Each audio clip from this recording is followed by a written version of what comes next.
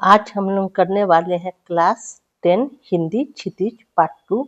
आज जो हम लोग करेंगे उस चैप्टर का नाम है नेताजी का चश्मा का प्रश्न और अभ्यास हम लोग आज करेंगे। तो शुरू करते हैं प्रश्न और अभ्यास करना। नंबर 1 क्वेश्चन क्या है?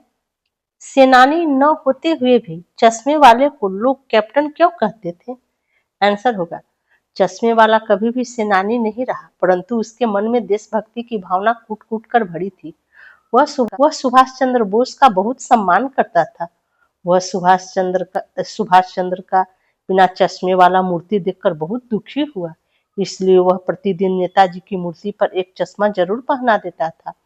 उसकी इसी भावना को देखकर कस्बे के लोग उसे सुभाष चंद्र बोस का साथी या कैप्टन कहकर सम्मान दिया।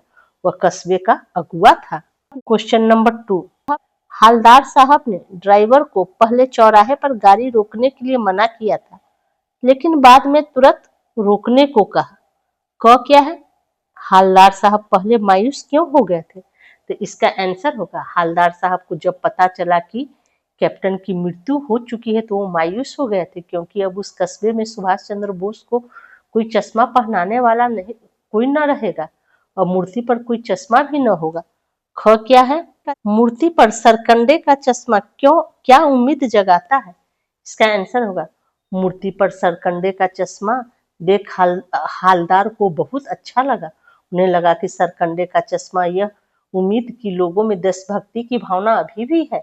एक कैप्टन की जगह किसी गरीब बच्चे ने सरकंडे का चश्मा बना सुभाष जी की मूर्ति को पहना दिया था। हालदार साहब को लगा अन्य लोग भी दायित्व को संभालने के लिए तैयार हैं। क्या है? हालदार साहब इतनी सी बात पर भावुक क्यों हो उठे थे? इसका आंसर होगा हालदार साहब के लिए सरकंडे का चश्मा मूर्ति पर देखना इतनी सी बात नहीं थी। उनके मन में यह आशा जगी कि अभी भी वह कस्बे में देशभक्ति की भावना जीवित है। इसी खुशी और उम्मीद से वे भावुक हो उठे। क्वेश्चन नंबर 3, आशय स्पष्ट कीजिए। बार बार सोचते क्या होगा उस कौम का जो अपने देश की खातिर घर गृहस्थी जवानी जिंदगी सब कुछ होम देने वाले पर भी हंसती है और अपने लिए बिकने के मौके ढूंढती है। इसका आंसर होगा हालदार साहब कैप्टन की मृत्यु का समाचार सुन दुखी हो गए। उन्हें लगा कि बहुत से लोग देश के लिए मर मिटने वालों पर हंसी उड़ाते हैं, मतलब मजाक उड़ाते हैं। नगर पालिका ने नेताजी सुभाष चंद्र बोस की मूर्ति तो बनवाई, वो भी अधूरी बनवाई। उन्हें यह भी याद नहीं रहा कि सुभाष जी की मूर्ति पर चश्मा भी नहीं है। इस छोटे से कस्बे में यदि कैप्टन जैसा चश्मे वाला सुभाष जी की मूर्ति पर चश्मा लगाता रहा तो लोग उसकी मजाक उड़ाते रहे और हंसते रहे। जहां ऐसे स्वार्थी लोग रहते हो उस देश का भविष्य कैसे संवरेगा? क्वेश्चन नंबर 4, पान वाले का एक रेखा चित्र प्रस्तुत कीजिए, मतलब उसके बारे में बताइए किस तरह से वो दिखता था, कैसा उसका व्यवहार था, क्या था, तो उसके बारे में बताना है। तो इसका आंसर होगा पान वाला स्वभाव से हंसोर व्यक्ति है। उसके दुकान में ही नहीं मुंह में भी पान ठूसा रहता था। पान मुंह में होने के कारण किसी से भी वह ढंग से बात नहीं कर पाता था। यदि उससे कोई बात पूछ ले तो वह पीछे मुड़कर थूकता था, तब वह बात करता था। वह शरीर से मोटा और मजकिया था। उसकी तोंद भी निकली रहती थी। वह जब हंसता तो उसकी तोंद भी थिरकने लगती थी। वह बातें बनाने में उस्ताद था। हंसने पर उसके लाल काले दांत दिखने लगते थे। उसकी बोली में हंसी और व्यंग दोनों शामिल होता था। क्वेश्चन नंबर 5, वो लंगड़ा क्या जाएगा फौज में, पागल है पागल। कैप्टन के प्रति पान वाले की इस टिप्पणी पर अपनी प्रतिक्रिया लिखिए। आंसर है पान वाले की यह टिप्पणी बहुत दुर्भाग्यपूर्ण है। उसे यह होना चाहिए कि चश्मे वाले कैप्टन के प्रति उसके मन में अच्छी भावना होनी चाहिए और उसे वह सम्मान देता, न कि उसे पागल कहता। वह नेताजी की मूर्ति पर चश्मा इसलिए लगाता कि वह मूर्ति अधूरी न लगे। उसकी इस भावना से देशभक्ति प्रकट होती है। अतः ऐसे व्यक्तियों में कमियां और उसकी कुरूपता पर नहीं हंसना चाहिए। अतः पान वाले की यह टिप्पणी बिल्कुल न्यायोचित नहीं है। रचना और अभिव्यक्ति। क्वेश्चन नंबर 6, निम्नलिखित वाक्य पात्रों की कौन कौन सी विशेषताएं की ओर संकेत करते हैं? क्या है? हालदार साहब हमेशा चौराहे पे रुकते और नेताजी को निहारते। इसका आंसर होगा, यह वाक्य हालदार साहब की देशभक्ति को बताता है। उन्हें सुभाष चंद्र बोस की मूर्ति से इसलिए प्रेम था क्योंकि वे देशभक्त थे। मूर्ति में चश्मे का न होना, फिर बार बार चश्मा लगाने वाले के बारे में जानना, इन सभी से पता चलता है कि वे एक सच्चे देशभक्त थे। ख क्या है? पान वाला उदास हो गया। उसने पीछे मुड़कर मुंह का पान नीचे थूका और सिर झुकाकर अपनी धोती के सिरे से आंखें पूछता हुआ बोला, साहब कैप्टन मर गया। इसका आंसर होगा, पान वाला कैप्टन के मरने पर बेहद अफसोस था क्योंकि वह एक संवेदनशील व्यक्ति था। उसे इस बात का अफसोस हो रहा था कि कैप्टन के जीते जी उसे कैप्टन का वह मजाक उड़ाया करता था और उस पर हंसता था और उसे पागल भी कहता था। परंतु उसके मरने के बाद उसे समझ में आया कि चश्मे वाला एक देशभक्त इंसान है। वह कैप्टन को याद कर भावुक हो गया और उसकी आंखों में आंसू आ गए। ग क्या है? कैप्टन बार बार मूर्ति पर चश्मा लगा देता था। इसका आंसर होगा, कैप्टन देशभक्त नागरिक था। उसे यह अच्छा नहीं लगा कि नेताजी बिना चश्मे के रहे, इसलिए वह अपनी ओर से कोई ना कोई चश्मा उनकी आंखों पर लगा देता। इससे उसकी देशभक्ति का परिचय मिलता है। क्वेश्चन नंबर 7, जब तक हालदार साहब ने कैप्टन को साक्षात देखा नहीं था तब तक उनके मानस पटल पर उसका कौन सा चित्र रहा होगा? अपनी कल्पना से लिखिए। आंसर होगा, हालदार साहब ने जब तक कैप्टन को नहीं देखा तो उसके मन में कैप्टन का अलग ही चित्र था। वो सोच रहे थे कि कैप्टन शरीर से हट्टा कट्टा होगा। उन्हें लगता था कि कैप्टन एक फौजी भी होगा जो अपने सिर पर फौजी टोपी पहनता होगा और वह रौबदार और उसकी आवाज में भारीपन होगा तथा वह एक अनुशासित व्यक्ति भी होगा। क्वेश्चन नंबर 8, कस्बों, शहरों, महानगरों के चौराहे पर किसी न किसी क्षेत्र के प्रसिद्ध व्यक्ति की मूर्ति लगाने का प्रचलन सा हो गया है। क, इस तरह की मूर्ति लगाने के क्या उद्देश्य हो सकते हैं? तो इसका क्या आंसर होगा? इस तरह की मूर्ति लगाने का उद्देश्य यह होता है कि लोग उस प्रसिद्ध व्यक्ति के बारे में जाने, उनके गुणों के बारे में जाने, उनसे प्रेरणा प्राप्त कर सके ताकि समाज का कल्याण हो सके। ख क्या है? आप अपने इलाके के चौराहे पर किस व्यक्ति की मूर्ति स्थापित करवाना चाहेंगे और क्यों? आंसर होगा, हम अपने इलाके के चौराहे पर प्रसिद्ध वैज्ञानिकों या राष्ट्रीय महापुरुष, ऋषियों और संतों, साहित्यकारों की मूर्ति स्थापित करवाना चाहेंगे। ग क्या है? उस मूर्ति के प्रति आपके एवं दूसरे लोगों के क्या उत्तरदायित्व होने चाहिए? आंसर होगा, उस मूर्ति के प्रति समाज के सभी लोगों का यह कर्तव्य बनता है कि वो उनकी देखभाल और साज सवार करे, उन्हें समय समय पर संवारते रहे। क्वेश्चन नंबर 9, सीमा पर तैनात फौजी ही देश प्रेम का परिचय नहीं देते। हम सभी अपने दैनिक कार्यों में किसी न किसी रूप में देश प्रेम प्रकट करते रहते हैं, जैसे सार्वजनिक संपत्ति को नुकसान न पहुंचाना, पर्यावरण संरक्षण आदि। अपने जीवन जगत से जुड़े ऐसे और कार्यों का उल्लेख कीजिए और उन पर अमल भी कीजिए। इसका आंसर होगा, सामान्य जीवन में ऐसे बहुत सारे कार्य होते हैं जिन्हें करके हम समाज का कल्याण करके देश प्रेम प्रकट कर सकते हैं, जैसे कि अपने चारों तरफ साफ सफाई का ध्यान रखें, व्यर्थ का पानी न बहने दे, बिजली की बर्बादी न होने दे, प्लास्टिक का प्रयोग रोकना होगा, महापुरुषों, संतों और ऋषियों के प्रति आदर का भाव रखना होगा, देशवासियों को देश और समाज के प्रति अच्छी भावना रखनी होगी। क्वेश्चन नंबर 10, निम्नलिखित पंक्तियों में स्थानीय बोली का प्रभाव स्पष्ट दिखाई देता है। आप इन पंक्तियों को मानक हिंदी में लिखिए। कोई गिराक आ गया समझो, उसके चौड़े चौखट चाहिए, तो कैप्टन किधर से लाएगा? तो उसको मूर्ति वाला दे दिया, उधर दूसरा बैठा दिया। मतलब ये तो उधर का भाषा में इस तरह का प्रयोग किया जा रहा है। कोई गिराक आ गया, मतलब गिराक का मतलब क्या है? इसका मतलब क्या होगा? गिराक की जगह यहाँ क्या होगा? ग्राहक आ गया समझो। मतलब इसको ऐसे लिखा जाएगा, मानो कोई ग्राहक आ गया, उसे चौड़े चौखट नहीं तो चौड़ा फ्रेम चाहिए। कैप्टन किधर की जगह क्या होगा? किधर से लाएगा। तब किधर से लाएगा, कहाँ से लाएगा? तो उसको मूर्ति वाला दे दिया, तो उसे मूर्ति वाला फ्रेम दे देता है। उधर दूसरा बिठा बिठा दिया का मतलब क्या होगा, मूर्ति पर कोई अन्य फ्रेम लगा देता है। ऐसे इसको लिखा जा सकता है, मानो कोई ग्राहक आ गया, उसे चौड़ा फ्रेम चाहिए, कैप्टन कहाँ से लाएगा, उसे मूर्ति वाला फ्रेम दे देता है, मूर्ति पर कोई अन्य फ्रेम लगा देता है। क्वेश्चन नंबर 11, भाई खूब क्या आइडिया है। इस वाक्य को ध्यान में रखते हुए बताइए कि एक भाषा में दूसरी भाषा के शब्दों के आने से क्या लाभ होते हैं। आंसर होगा, कई बार दूसरी भाषा के शब्द ऐसे अर्थ और प्रभाव वाले होते हैं कि अपनी भाषा में नहीं होते। जैसे उपयुक्त वाक्य में दो शब्द है, खूब तथा आइडिया। खूब उर्दू शब्द है और आइडिया अंग्रेजी शब्द है। खूब में गहरी प्रशंसा का भाव छिपा है, गहरी में खूब प्रशंसा का भाव छिपा है। इसी प्रकार आइडिया में जो भाव है, हिंदी के शब्द विचार सूझ में नहीं है। इससे यह पता चलता है कि अन्य भाषाओं के शब्द हमारी भाषा को समृद्ध करते हैं, मतलब बढ़ाते हैं, सुंदर बनाते हैं। भाषा अध्ययन मतलब ये ग्रामर से संबंधित होगा। तो भाषा अध्ययन में क्या है, क्वेश्चन नंबर 12, निम्नलिखित वाक्यों में से निपात छाटिए और उनसे नए वाक्य बनाइए। तो ये क्या कह रहा है, नगरपालिका थी तो कुछ न कुछ करती भी रहती थी।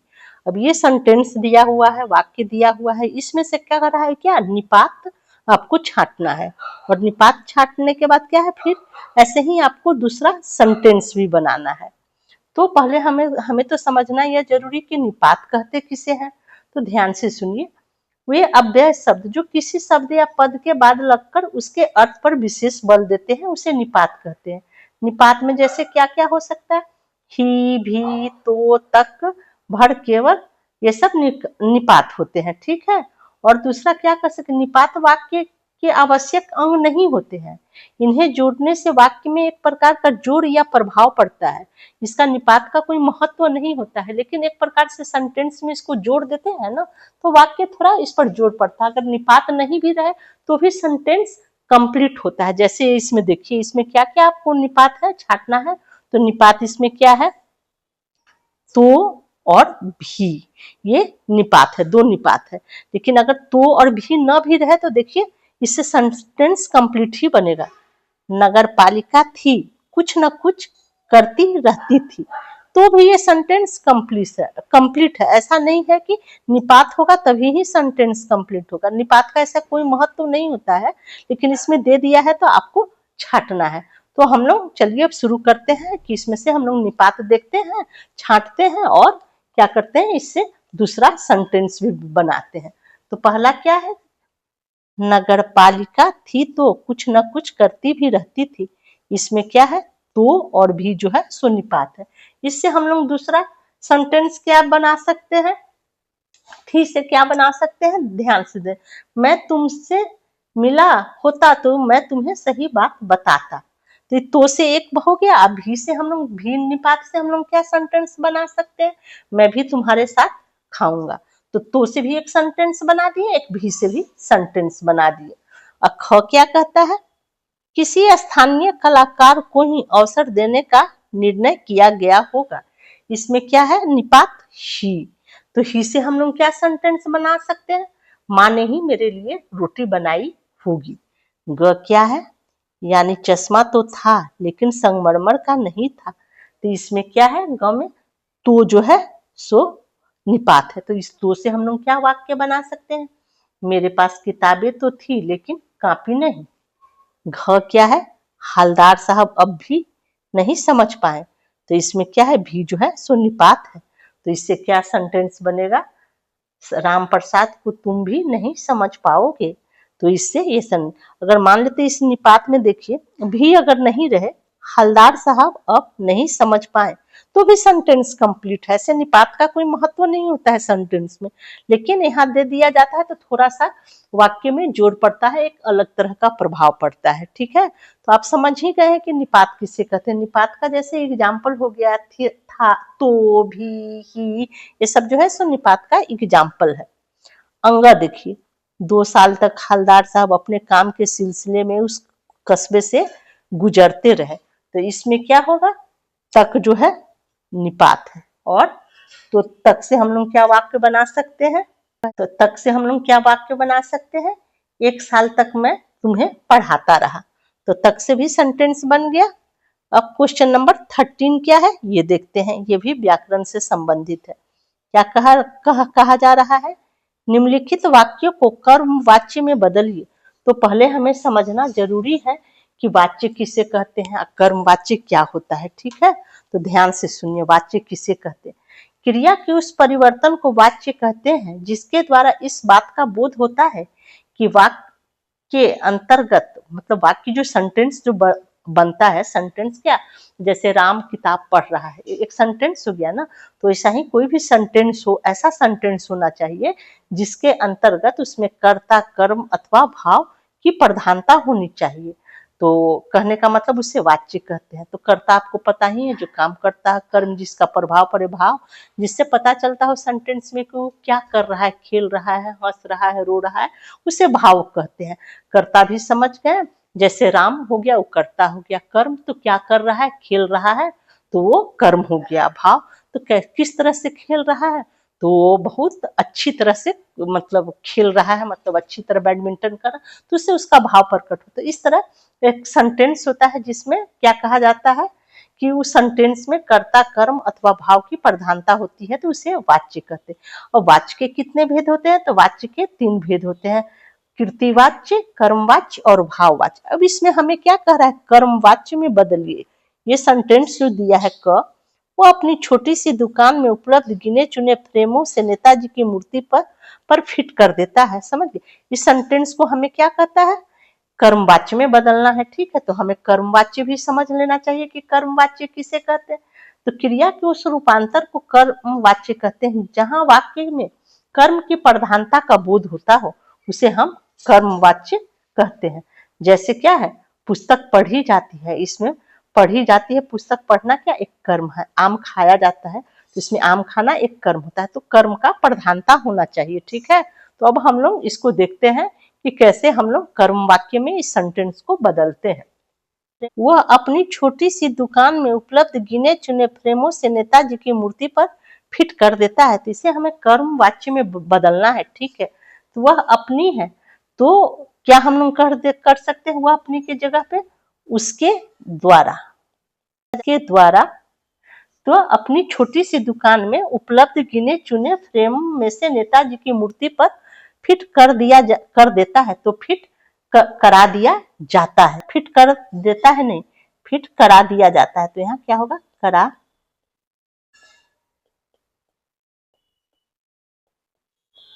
दिया जाता है। तो ये हम लोग सेंटेंस में यहाँ वह अपनी छोटी सी दुकान में, तो हम लोग कर दिए उसके द्वारा अपनी सी छोटी दुकान में उपलब्ध गिने चुने फ्रेमों में से नेताजी की मूर्ति पर फिट करा दिया जाता है, तो ये कर्मवाच्य हो गया। अब क्या कहा जा रहा है, ख, पान वाला नया पान खा रहा था, तो इसमें क्या होगा, पान वाले द्वारा, यहाँ पे क्या हो जाएगा, हम लोग द्वारा लगा देंगे, ठीक है। नया पान खा रहा था, तो खाया जा रहा था, तो यहाँ हम लोग क्या कर देंगे, पान खाया, खा के जगह हम लोग क्या कर देंगे, खाया जा रहा था, ठीक है। इस प्रकार कर्मवाच्य हो गया। फिर ग क्या है, पान वाले ने साफ बता दिया था, तो हम लोग क्या कर इसमें सेंटेंस बना सकते हैं, पान वाले द्वारा साफ बता दिया गया था, पान वाले द्वारा साफ बता दिया गया था, यहाँ हो जाएगा। और घ क्या कहा जा रहा है, ड्राइवर ने जोर से ब्रेक मारे, तो इसका आंसर क्या होगा, इसमें कर्मवाच्य में कैसे चेंज करेंगे, ड्राइवर द्वारा जोर से ब्रेक मारे गए।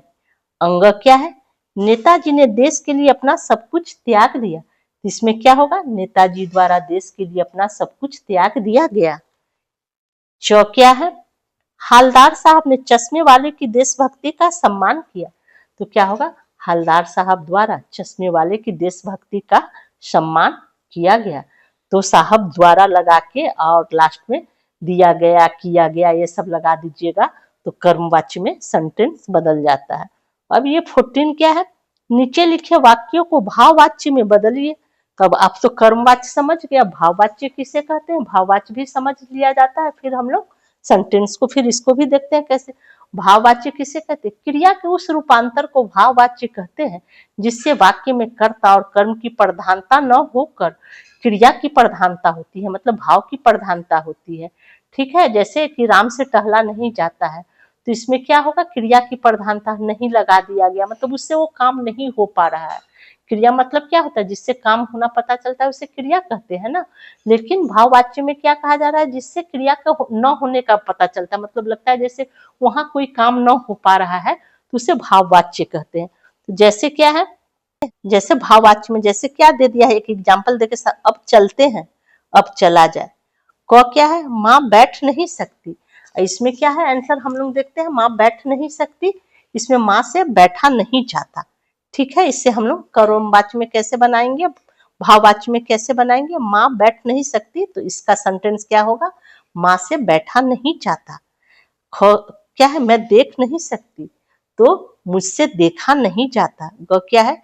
चलो अब सोते हैं, तो इससे क्या होगा? चलो अब सोया जाए। घ क्या है? माँ रो भी नहीं सकती, तो इससे क्या होगा? हम लोग को भाववाच्य में बदलना है, तो माँ से रोया नहीं जाता।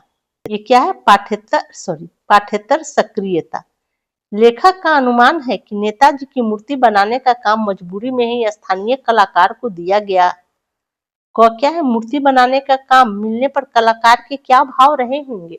इसका आंसर है मूर्ति बनाने का काम मिलने पर कलाकार बहुत उत्साहित रहे होंगे, उन्हें खुशी का ठिकाना न रहा होगा कि उसे नेताजी की मूर्ति बनाने का काम दिया गया है।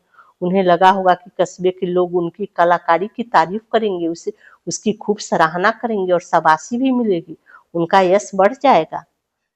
ख क्या है? हम अपने इलाके के शिल्पकार, संगीतकार, चित्रकार एवं दूसरे कलाकारों के काम को कैसे महत्व और प्रोत्साहन दे सकते हैं? लिखिए।